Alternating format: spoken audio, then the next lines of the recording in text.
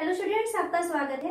आज की क्लास में हम अंतरिक्ष में रेखा का इक्वेशन ज्ञात करेंगे। तो उसमें पहला रूप होता है कि आपको ऐसी रेखा का समीकरण ज्ञात करना है जो दिए गए बिंदु से होकर के जाती है और एक सदिश है जिसके कि वो समांतर रहेगा। तो किस तरीके का रेखा आपको ज्ञात करना है? अगर मान लीजिए हम इसको एक्स अक्ष कहें, ये वाई अक्ष है और ये जेड अक्ष है, ठीक है। यहाँ पर हम एक पॉइंट ए लेते हैं। आपको ऐसी रेखा चाहिए, यहाँ पर आपको एक सदिश दिया हुआ है बी, ठीक है। तो आपको ऐसी रेखा चाहिए जो बिंदु ए से होकर के गुजरेगी और इस सदिश बी के समांतर होगी। तो सदिश बी के समांतर जाने वाली रेखा जो बिंदु ए से गुजरती है इस तरीके से जाने वाली है। बिंदु ए का स्थिति सदिश को अगर हम वेक्टर ए से प्रदर्शित करते हैं, ठीक है, तो यहाँ पर हम क्या करते हैं, जिस रेखा का इक्वेशन ज्ञात करना है वहां पर हम एक पॉइंट ले लेते हैं पी और जिसका की स्थिति सदिश है वेक्टर आर। तो आपको वेक्टर आर की वैल्यू चाहिए। तो यहाँ आप क्या देखते हैं कि ए पी जो है, आपको जो रेखा दिखाई दे रहा है, आपने क्या देखा कि ए पी जो है वो सदिश बी के समांतर है। तो क्योंकि ए पी और सदिश बी दोनों आपस में समांतर होंगे, हम क्या जानते हैं कि दो सदिश समांतर तब होते हैं जब पहले सदिश को हम दूसरे सदिश के फॉर्म में लैम्डा मल्टीप्लाई करके लिख पाते हैं। तो क्योंकि यहाँ पर ए पी और बी ये दोनों कैसे हैं, समांतर है, तो ये समांतर है, इसलिए हम क्या लिख सकते हैं, ए पी इक्वल टू हम लिख सकते हैं लैम्डा बी। दो सदिश जो है समांतर तब होते हैं जब इस कंडीशन को सेटिस्फाई करेंगे। ए और बी समांतर तब होगा जब ए इक्वल टू लैम्डा बी होता है ना। ये सदिश वाले टॉपिक में हम इसको पढ़े हुए हैं। तो यहाँ पर ए बी की वैल्यू चाहिए, तो ए बी मतलब क्या होगा, पी का स्थिति सदिश माइनस ए का स्थिति सदिश। तो पी का स्थिति सदिश क्या है, वेक्टर आर, ए का स्थिति सदिश क्या है, वेक्टर ए, इक्वल टू है लैम्डा बी। तो यहाँ से हमें आर की वैल्यू चाहिए, देन आर इक्वल टू होता है vector A plus lambda B. तो ये फॉर्मूला आप याद रखिए, ये होता है इसका सदिश रूप। अगर मान लीजिए आपको क्वेश्चन में दिया जाएगा, आप ऐसी रेखा का समीकरण याद कीजिए जो बिंदु ए से गुजरता है जिसका स्थिति सदिश वेक्टर ए है और वो वेक्टर बी के या रेखा बी के समांतर होती है, तब आपको ये फॉर्मूले को यूज करना है। इसी में यदि मान लीजिए ये कहा जाए कि आपको ऐसी रेखा का समीकरण याद करना है जो मूल बिंदु से गुजरती है। अगर मान लीजिए रेखा मूल बिंदु से गुजरे, तो मूल बिंदु से यदि गुजरती है, तब उस कंडीशन में जो वेक्टर है यहाँ पे दिखाई दे रहा है, यानी बिंदु ए का जो स्थिति सदिश है, क्योंकि वो मूल बिंदु से गुजर रही है, तो यहाँ पर ए की वैल्यू क्या हो जाएगी, 0 हो जाएगी। और उस कंडीशन में जो सदिश जो रेखा का समीकरण आर है वो हो जाएगा लैम्डा बी। तो इसको आप याद रखेंगे, मूल बिंदु से गुजरने वाली रेखा का सदिश रूप होता है R equal to lambda B, ठीक है। अब हम इसका देखते हैं कार्तीय रूप। कार्तीय रूप में अगर मान लीजिए आपको ये दिया हुआ है कि कोई रेखा है जो बिंदु x1, y1, z1 से गुजरती है और इसके दिक् अनुपात अगर आपको दिए जाएंगे, दिक् अनुपात ए, बी और सी है, तो उस कंडीशन में रेखा का कार्तीय समीकरण होता है x minus x1 upon a equal to y minus y1 upon b equal to z minus z1 upon c. यहाँ पर x1, y1 और z1 ये पॉइंट के निर्देशांक होंगे और a, b और c जो है उस रेखा के दिक् अनुपात होते हैं। इसी में यदि आपको ये कहा जाए कि आप ऐसी रेखा का समीकरण ज्ञात कीजिए जो बिंदु x1, y1, z1 से गुजरती है और दिक् अनुपात ना देकर के वहां पर अगर दिक् कोसाइन दे दिया जाएगा, तो उस कंडीशन में रेखा का समीकरण हो जाएगा x minus x1 upon n equal to y minus y1 upon m equal to z minus z1 upon n. तो ये भी रेखा का समीकरण है। यहाँ पर एल, एम, एन जो है वो क्या हो जाएगी, दिक् कोज्याएं हो जाएंगी। अगर दिक् अनुपात दिए जाएंगे तब यहाँ पर नीचे आप ए, बी और सी लिखेंगे। हमें एक्स अक्ष का समीकरण यदि ज्ञात करना है, तो एक्स अक्ष का समीकरण, तो इसमें हम जानते हैं कि एक्स अक्ष के समीकरण के लिए आप एक्स अक्ष जो होता है, तो एक्स अक्ष कहाँ से गुजरेगा, ये मूल बिंदु से होकर के गुजरता है, यानी इसमें जो है बिंदु जो दिखाई देगा वो बिंदु गुजरेगा 0, 0, 0 से। और साथ ही साथ एक्स अक्ष की जो दिक् कोज्याएं होती हैं, तो इसकी दिक् कोज्याएं हो जाती हैं दिक् कोज्या 1, 0, 0।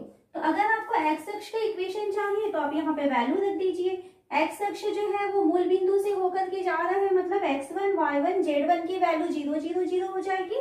तो x minus 0 upon 1 equal to y minus 0 upon 0 equal to z minus 0 upon 0। ठीक है, एन एम एन की वैल्यू आप रखेंगे 1 0 0 और ये पॉइंट क्योंकि मूल बिंदु से वो आपका एक्स अक्ष गुजर रहा है इसलिए x1 y1 z1 की वैल्यू हो गई 0 0 0।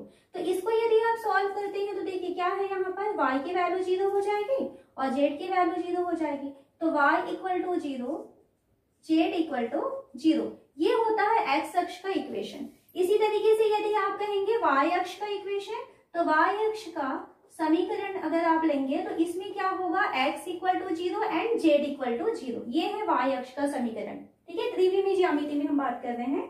और यदि हमको z अक्ष का समीकरण कहा जाए तो z अक्ष का समीकरण ये हो जाएगा x equal to 0 and y equal to 0। जब हम द्विविमीय ज्यामिति में पढ़ते थे, निर्देशांक ज्यामिति जब पढ़ते थे तो आपने ध्यान दिया होगा कि जब हम निर्देशांक ज्यामिति में x और y सिर्फ दो अक्ष होता था। ठीक है, तो जब दो अक्ष होता था, ये x अक्ष होता था और ये y अक्ष होता था, तब उस कंडीशन में आपको क्या सीखे हैं हम कि जब x अक्ष का इक्वेशन कहा जाएगा तब आप क्या कहेंगे, y इक्वल टू 0।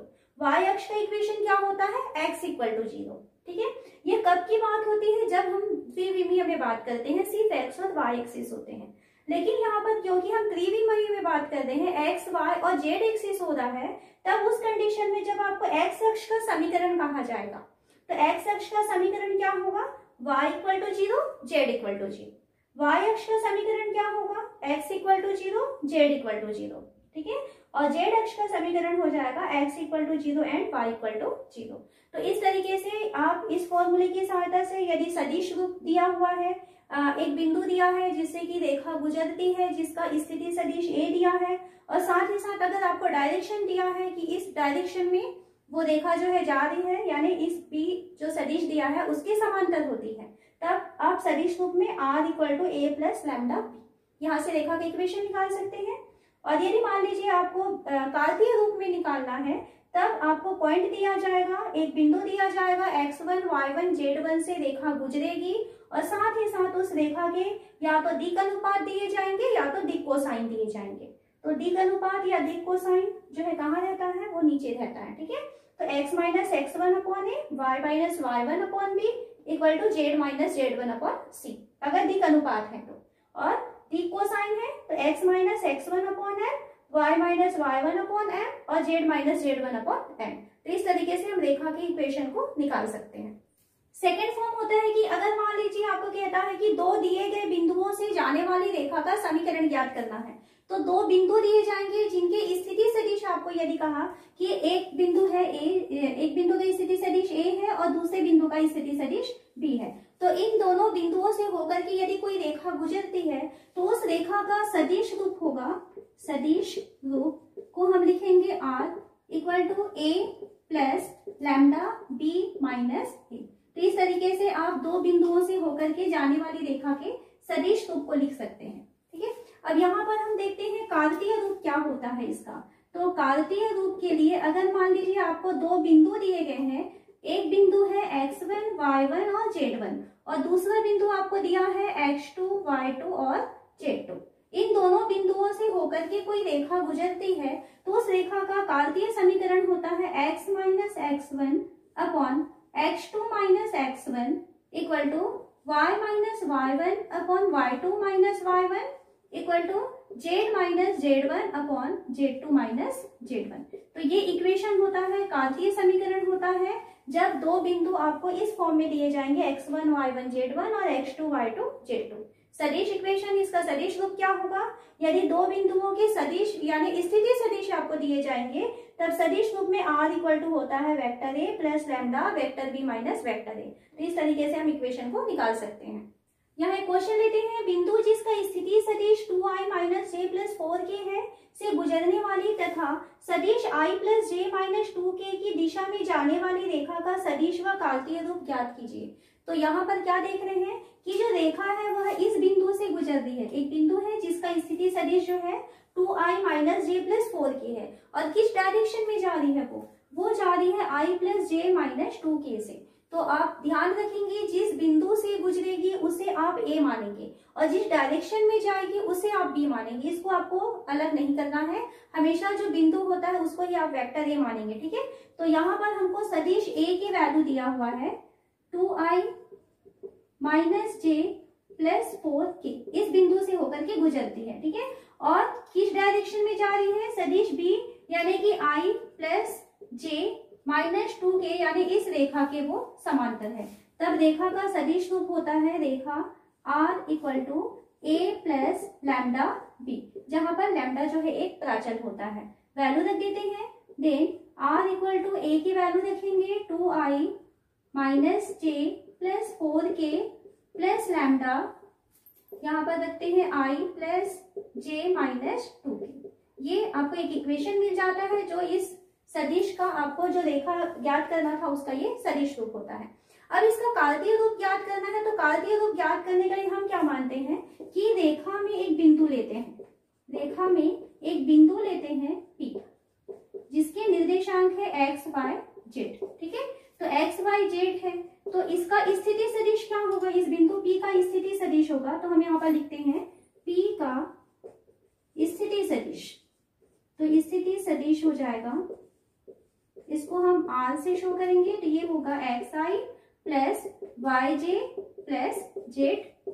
ठीक है, और ये कहाँ पर है, रेखा में है, तो इस कारण से ये क्या करेगा, रेखा 1 के इक्वेशन को वो सेटिस्फाई करेगा। यानी यहाँ पर वेक्टर r के बदले हम लिख सकते हैं xi plus yj plus zk की वैल्यू हो जाएगी 2i minus j plus 4k और plus lambda i plus j minus 2k।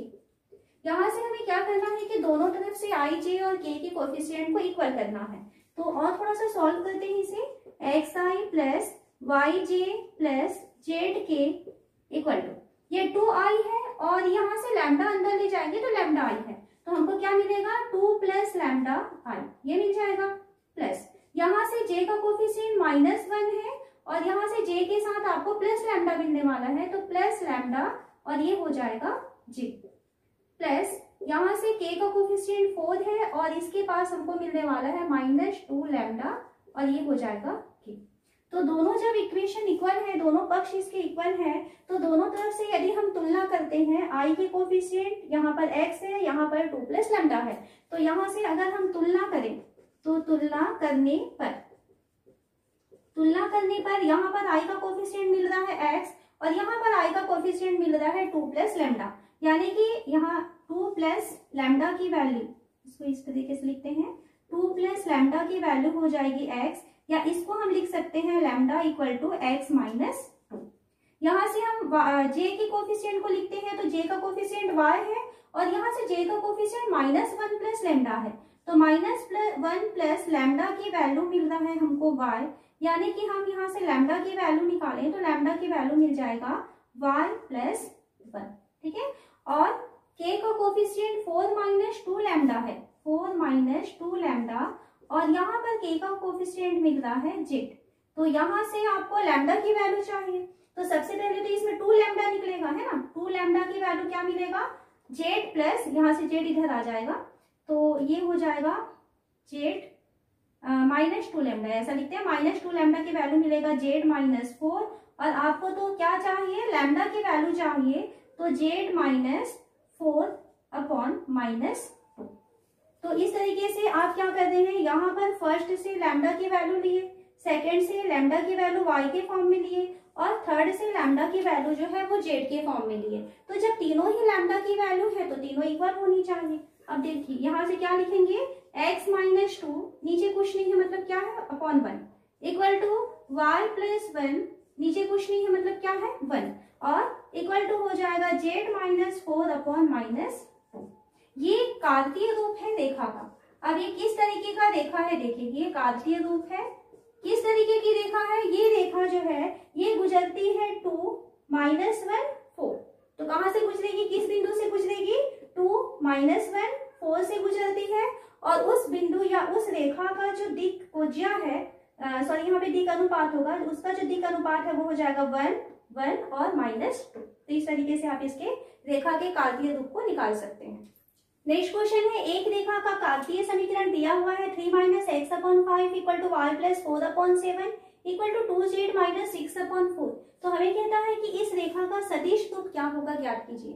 इसके पहले वाले क्वेश्चन में जब हम सॉल्व किए थे तो हमको सदिश रूप दिया गया था और सदिश रूप से हम उसको कार्तीय रूप में चेंज किए थे, और यहाँ पर आपको रेखा का कार्तीय रूप दिया गया है और कार्तीय रूप से हम उसे सदिश रूप में चेंज करेंगे।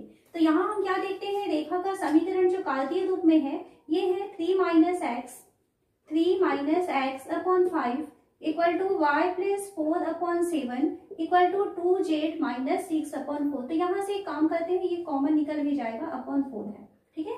तो इसको हम थोड़ा सा सॉल्व करते हैं, यहाँ से 2 कॉमन निकल सकता है, तो और x y z और ये जो है क्या होना चाहिए, सामने आना चाहिए।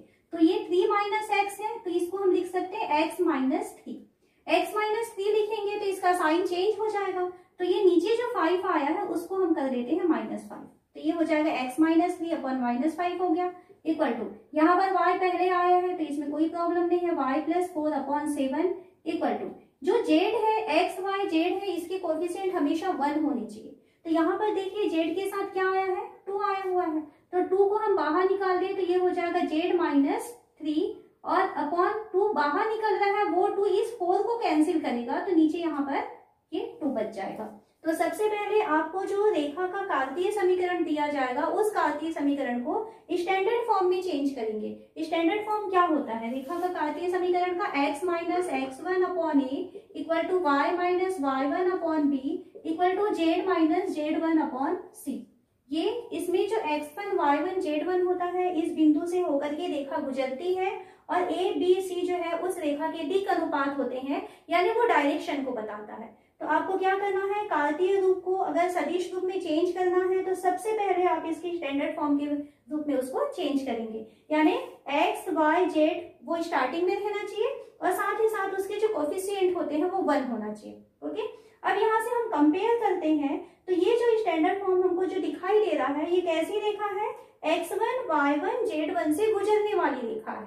तो यहाँ पर ये किससे गुजरेगी, तो इसको आप लिख सकते हैं, ये जो है ये बिंदु 3 यहाँ से हम मिलेंगे -4 और यहाँ से लेते हैं 3, इससे गुजरती है, आपको यहाँ से पता चल जाएगा। और यहाँ पे जो ये रेखा का समीकरण होता है इसके दिक् अनुपात होते हैं a b c। दिक् अनुपात का मतलब होता है वो डायरेक्शन बताता है ना। तो यहाँ पर इसके दिक् अनुपात क्या मिल रहे हैं, -5 7 और 2। तो ये रेखा जो है बिंदु इतने से गुजरती है तथा दिक् अनुपात हो रहे हैं, दिक् अनुपात की वैल्यू क्या मिल रहा है, -5 7 और 2, ये इसके दिक् अनुपात है। ओके, अब इस बिंदु से गुजर रही है मतलब इस बिंदु का सदिश रूप क्या होगा, तो वेक्टर a का मान हो जाएगा 3i प्लस यहाँ पे -4j हो जाएगा, माइनस का साइन है, प्लस 3k, ये वेक्टर a की वैल्यू हो गई। ये दिक् अनुपात जो है डायरेक्शन बताता है, यानी b के समांतर होगा, तो b की वैल्यू हो जाएगा, वेक्टर b हो जाएगा 5i और प्लस 7j और प्लस 2k। तो आपको a और b की वैल्यू मिल चुकी है, सदिश रूप में रेखा का समीकरण चाहिए, तो r इक्वल टू होता है a plus lambda b। Value रख देते हैं, r इक्वल टू a की वैल्यू है 3i minus 4j plus 3k और प्लस लैम्डा b की वैल्यू रखते हैं, तो b की वैल्यू है -5i प्लस 7j और प्लस 2k। ये रेखा का सदिश रूप होता है, ये इसका आंसर हो जाएगा। तो आपको ध्यान रखना है, कभी भी कार्तीय रूप को यदि आपको सदिश रूप में चेंज करना है तो कार्तीय को सदिश में चेंज करने के लिए आप इसको क्या करेंगे, स्टैंडर्ड फॉर्म में चेंज करेंगे। x y z जो है वो स्टार्टिंग में होना चाहिए, उसके साथ कोई कोएफिशिएंट नहीं होना चाहिए, कोएफिशिएंट 1 होना चाहिए, ठीक है। यहाँ पे जैसे z का कोएफिशिएंट क्या दिखाई दे रहा था, 2 दिखाई दे रहा था, तो आप यहाँ से 2 कॉमन निकालेंगे और इसको इस फॉर्म में चेंज करेंगे। जो नीचे a b c आया है वो क्या बताता है, उसका दिक् अनुपात है, मतलब डायरेक्शन बताता है, तो वो किसको बनाएगा, वो सदिश b को बनाएगा। ऊपर जो x1 y1 z1 दिखाई दे रहा है ये इस बिंदु से गुजरती है रेखा, तो इस तरीके से आप उसको सदिश फॉर्म में चेंज कर सकते हैं। यहाँ और एक क्वेश्चन लेते हैं, रेखा दिया है x - 5/3 equal to y + 4/7 equal to z - 6/2 का सदिश रूप लिखिए। तो ये अभी कार्तीय रूप में दिया है, तो इसकी हम तुलना कर लेते हैं। यहाँ पर हम क्या देख रहे हैं, x अकेला है, y भी अकेला है, z भी अकेला है, मतलब कोएफिशिएंट 1 आया है, ठीक है। तो इसका हम डायरेक्ट तुलना करेंगे किससे, x minus x1 upon a, y minus y1 upon b equal to z minus z1 upon c से करते हैं। तो यहाँ से आपको दिख रहा है x1 y1 z1 की वैल्यू आप देख पा रहे हैं, क्या हो जाएगा ये 5, और यहाँ से y1 की वैल्यू आपको मिल जाएगा -4 और z1 की वैल्यू मिल जाएगा 6, यानी ये 5 - 4 6 इस बिंदु से गुजरती है, ये इससे गुजरती है, ठीक है। और यहाँ पर ए बी सी का अगर हम कंपेयर करेंगे तो ए बी सी की वैल्यू यानी इसके जो दिक अनुपात है, तो दिक अनुपात ए बी सी की वैल्यू हमको क्या दिखाई दे रहा है यहाँ पर 3 7 और 2, 3 7 और 2, यानी ये किसके इस डायरेक्शन, ये उसका डायरेक्शन रेशियो है, यानी ये उसकी दिशा को बताता है, ठीक है। तो ये इसके दिक अनुपात हो गए। अब यहाँ से हम ले लेते हैं वेक्टर ए। वेक्टर ए किसको प्रदर्शित करता है, जिस बिंदु से गुजरती है उसकी स्थिति सदिश को वेक्टर ए प्रदर्शित करता है। तो ए की वैल्यू क्या हो जाएगा 5i minus 4j plus 6k। Vector B लेते हैं, वेक्टर बी क्या प्रदर्शित करता है, वो डायरेक्शन को बताता है कि किस डायरेक्शन में जा रही है, यानी कौन से सदिश के वो समांतर है। तो वेक्टर बी यहाँ से आपको मिलेगा 3i plus 7j plus 2k। आपको इसका सदिश रूप लेना है रेखा का, तो रेखा का सदिश रूप होता है r equal to a plus lambda b। Value रखिए, r इक्वल टू a की वैल्यू रखते हैं 5i minus 4j plus 6k और प्लस लैम्डा b की वैल्यू रखते हैं 3i plus 7j plus 2k। ये इसका आंसर हो जाएगा। नेक्स्ट क्वेश्चन है, बिंदुओं -1 0 2 और 3 4 6 से होकर जाने वाली रेखा का सदिश रूप ज्ञात कीजिए और इस रेखा का कार्तीय समीकरण भी ज्ञात कीजिए। तो यहाँ पर आपको दो बिंदु दिए गए हैं, दोनों बिंदुओं से होकर के जाने वाली रेखा का आपको सदिश रूप ज्ञात करना है। तो सदिश रूप के लिए हमने क्या पढ़ा था कि अगर मान लीजिए दो बिंदु हैं जिनके स्थिति सदिश ए और बी होते हैं, तब उस कंडीशन में रेखा का समीकरण r इक्वल टू होता है a plus lambda b minus a. यहाँ से हम इसका सदिश रूप ज्ञात करेंगे और सदिश रूप ज्ञात करने के बाद फिर हम उसका कार्तीय रूप भी ज्ञात करेंगे। ये एक तरीका हो सकता है। या फिर यहाँ पर देखिए, यहाँ जो दो बिंदु दिए गए हैं, इन बिंदुओं से होकर के जाने वाली रेखा का सबसे पहले आप कार्तीय समीकरण ज्ञात कीजिए और कार्तीय समीकरण ज्ञात करने के बाद उसे आप उसके सदिश रूप में चेंज करिए। दो तरीके से आप बना सकते हैं, या तो पहले सदिश वाले को पहले सॉल्व कर ले या पहले कार्तीय वाले को कर ले। वैसे अगर हम कार्तीय रूप में पहले उसको निकालेंगे फिर सदिश के फॉर्म में चेंज करेंगे तो थोड़ा सा वो ज्यादा इजी होता है, ठीक है। लेकिन हमें क्वेश्चन में क्या दिया है, पहले सदिश दिया है तो हम पहले सदिश रूप को बनाते हैं। तो यहाँ पर a और b के लिए आपके पास रेखा का सदिश रूप के लिए ये फॉर्मूला होता है। अब यहाँ से हम कंपेयर करें तो यहाँ रेखा बिंदु a का जो स्थिति सदिश है वो क्या होगा, ये हो जाएगा -i प्लस ये 0j हो जाएगा, तो यहाँ पर j तो रहेगा ही नहीं और k की वैल्यू है 2, ठीक है। ये a हो गया। दूसरा बिंदु b है जिसकी स्थिति सदिश आपको मिलेंगे 3i प्लस 4j और प्लस 6k। आपको रेखा का समीकरण चाहिए तो रेखा होता है r equal to a plus lambda b minus a, ठीक है। यहाँ पर वैल्यू रखते हैं, r इक्वल टू a की वैल्यू लिखते हैं -i प्लस 2k और प्लस लैम्डा b की वैल्यू लिखते हैं, तो b की वैल्यू है 3i plus 4j plus 6k और -a है तो -a करना है, तो मैं डायरेक्ट यहाँ पर साइन चेंज करके a को लिख रही हूँ। तो ये हो जाएगा माइनस माइनस प्लस i और -2k। तो यहाँ से r की वैल्यू मिल जा रही है आपको -i प्लस 2k और प्लस लैम्डा 3i और प्लस i, तो ये हो जाएगा 4i प्लस 4j और 6k माइनस 2k, यानी हो जाएगा 4k। तो इस तरीके से यहाँ पे आप चाहें तो 4 को कॉमन भी निकाल सकते हैं या ऐसा भी लिख सकते हैं r इक्वल टू, मत कॉमन निकालिए क्योंकि आगे हमको इसको कार्तीय फॉर्म में चेंज करना है, तो इसको अभी हमको इसकी जरूरत पड़ने वाली है, ठीक है। तो ये इक्वेशन हो जाएगा, कैसा है, ये सदिश रूप है। अब इस सदिश रूप को हमें कार्तीय रूप में चेंज करना है, तो कार्तीय रूप में चेंज करने के लिए हम क्या मानते हैं कि इस रेखा में हम एक बिंदु लेते हैं P। तो रेखा में एक बिंदु लिए हैं P जिसका निर्देशांक है x, y, z, ठीक है। तो इस बिंदु P का स्थिति सदिश क्या होगा, तो इसका स्थिति सदिश को हम यदि r लिखेंगे तो r की वैल्यू होगी xi plus y j plus z के। इसको हम आर की वैल्यू को रख देते हैं इक्वेशन 1 में। तो आर की वैल्यू लिखेंगे हम x i plus y j plus z के।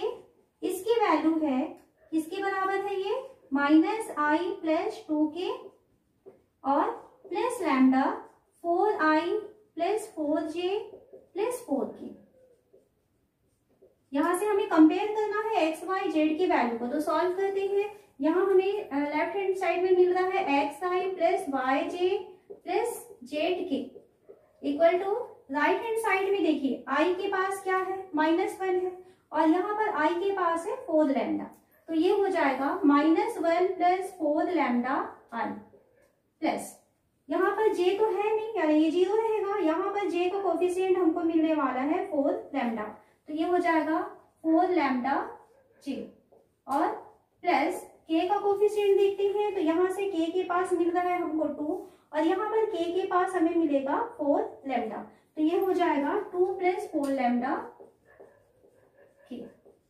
ये इक्वेशन में दोनों साइड इक्वल है, तो दोनों साइड इक्वल है तो हम आई जे के कोफिशिएंट की तुलना करते हैं। तो यहाँ पर आई का कोफिशिएंट हमको मिल रहा है एक्स और यहाँ पर आई का कोफिशिएंट हमको मिल रहा है -1 प्लस 4 लैम्डा। तो यहाँ से हम लैम्डा की वैल्यू निकालना चाहें तो लैम्डा की वैल्यू हो जाएगा x प्लस 1/4। यहाँ से हम j के कोफिशिएंट की तुलना करें तो यहाँ पर j का कोफिशिएंट है y और यहाँ पर j का कोफिशिएंट है 4 लैम्डा। देन यहाँ से हमें लैम्डा की वैल्यू मिल जाता है y/4। ठीक है, k का कोफिशिएंट यहाँ पर z मिल रहा है और यहाँ पर k का कोफिशिएंट मिल रहा है 2 प्लस 4 लैम्डा। देन यहाँ से हमें लैम्डा की वैल्यू मिल जाती है z-2/4।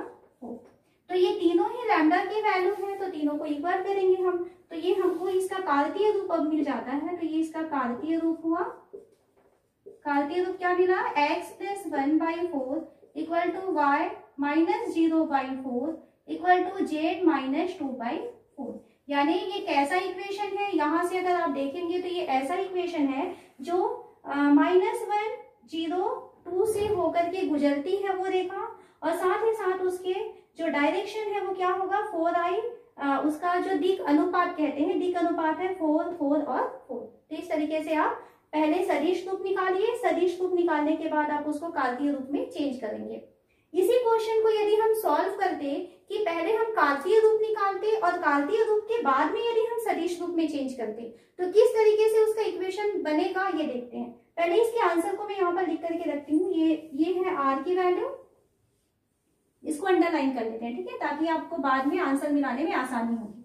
ठीक है, ये इसको नहीं मिटा रहे हैं और हम अभी क्या करेंगे, सबसे पहले ये जो क्वेश्चन दिया है हमने अभी क्या किया था, इसको सदिश रूप में पहले चेंज किए थे। इसी क्वेश्चन को एक काम करते हैं, कार्तीय रूप में चेंज करेंगे और देखते हैं कि ये आंसर हमको मिलता है या नहीं मिलता।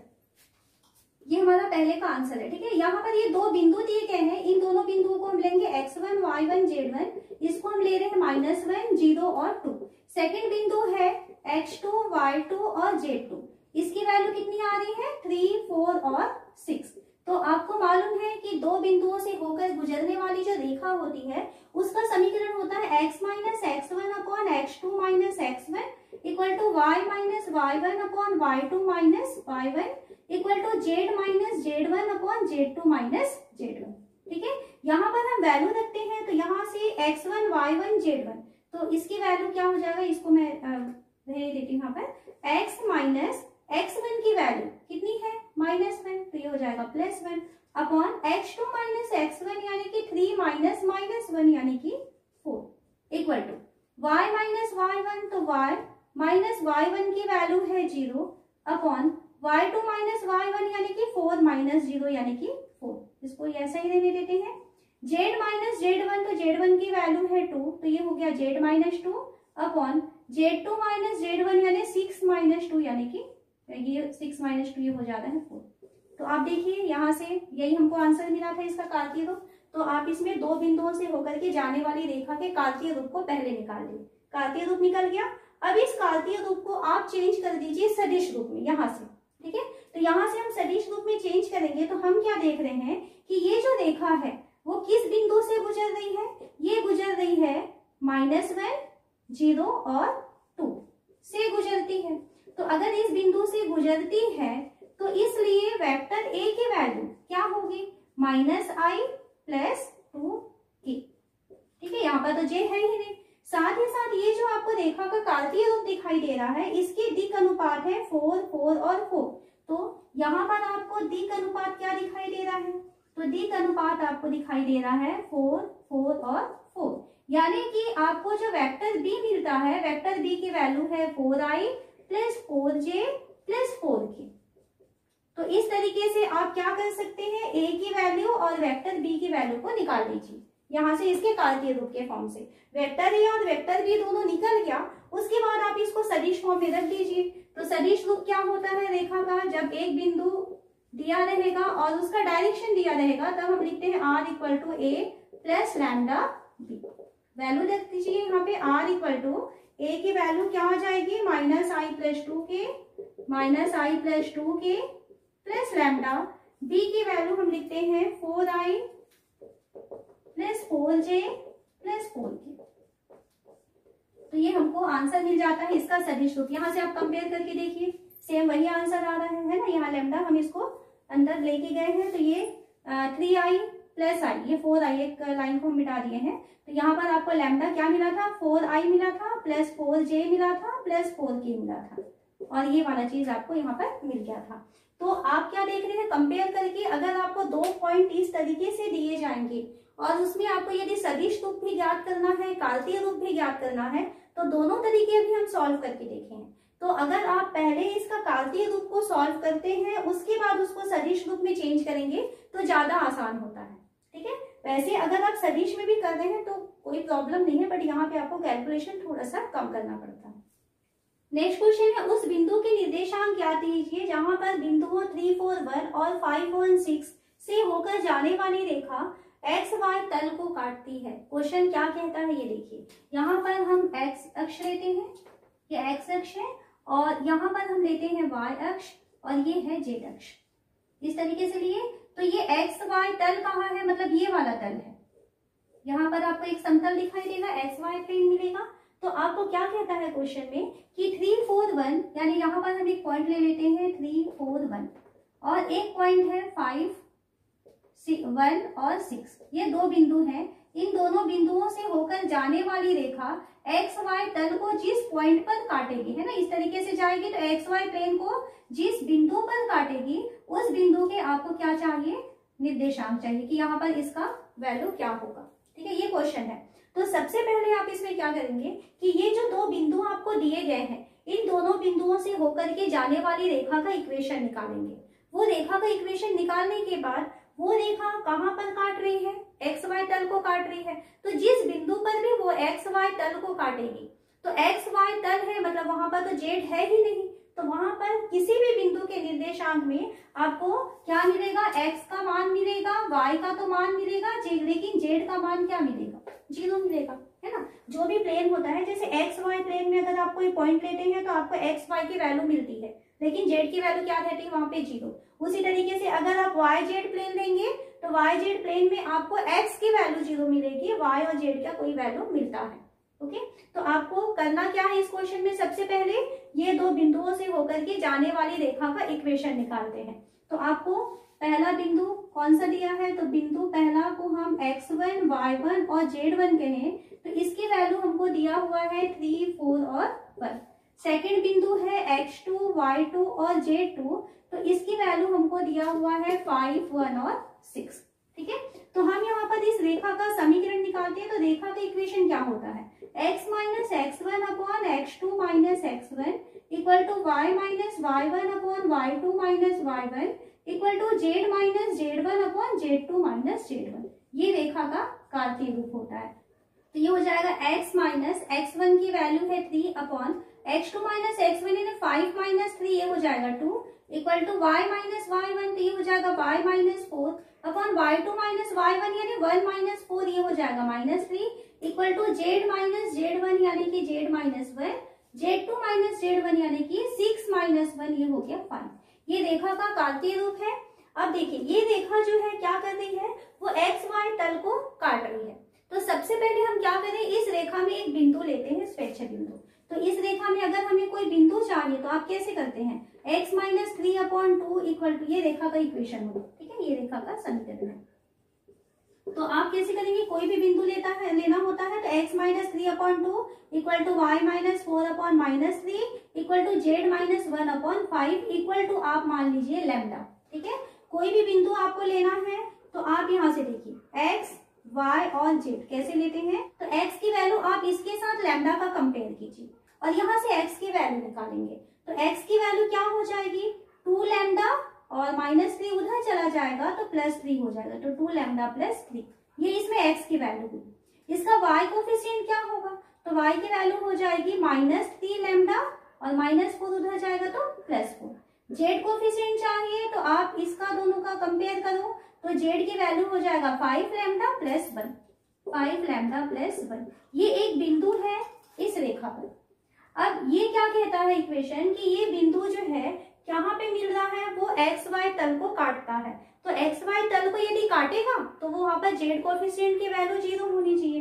तो हम लिखेंगे क्योंकि रेखा एक्स वाई तल को काटता है इसलिए यहाँ पर जेड की वैल्यू क्या होनी चाहिए, 0 होनी चाहिए। तो यहाँ पर जेड की वैल्यू को 0 करते हैं तो हमको मिल जाएगा 5 लैम्डा + 1 की वैल्यू 0, देन हमको लैम्डा की वैल्यू मिल जाती है -1/5। अब आपको लैम्डा की वैल्यू मिल चुकी है। क्वेश्चन में क्या कहा है उसने, क्वेश्चन में उस बिंदु को आपको ज्ञात करना है, तो उस बिंदु के कोफिशिएंट क्या हो जाएंगे, तो कोफिशिएंट के लिए x, y और z ये पॉइंट्स चाहिए आपको। तो x की वैल्यू हो जाएगी यहाँ से 2 लैम्डा + 3, तो 2 लैम्डा + 3 यानी इक्वल टू 2 लैम्डा की वैल्यू है -1/5 + 3, तो इसकी वैल्यू हो जाएगा -2 + 15 है ना, तो ये हो जाएगा 13/5, ये मिलेगा हमको, ये 15 हो जाएगा, ये -2। y की वैल्यू चाहिए तो y की वैल्यू हमको मिल रहा है -3 लैम्डा + 4, तो इसकी वैल्यू हो गई -3/5। लैम्डा की वैल्यू -1/5 है तो ये माइनस प्लस हो जाएगा, नीचे आ जाएगा 5 + 4, 5 4 20, ये हमको मिल जा रहा है 23/5। और जेड की वैल्यू, क्योंकि वो एक्स वाई तल है तो जेड की वैल्यू अगर आप रखेंगे भी तो इसकी वैल्यू 0 आने वाली है, तो जेड की वैल्यू हो गई 0। इसलिए हमको क्या मिल रहा है, बिंदु के निर्देशांक जहां पर वो एक्स वाई तल को काटता है, निर्देशांक मिल जाते हैं 13/5, 23/5 और 0। इस तरीके से इस पॉइंट पर वो जो रेखा है वो एक्स वाई तल को प्रतिच्छेद करती है।